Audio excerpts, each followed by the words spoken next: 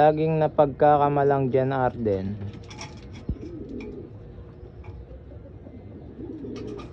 Walang pasok na dyan, Arden to eh. Maganda lang talaga yung mata.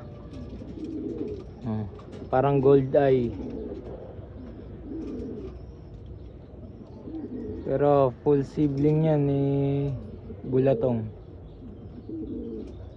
Dami nagsasabi dyan, Arden daw sa TikTok ko. Walang pasok na dyan, Arden to.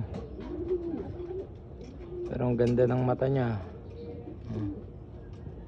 Parang gold eye.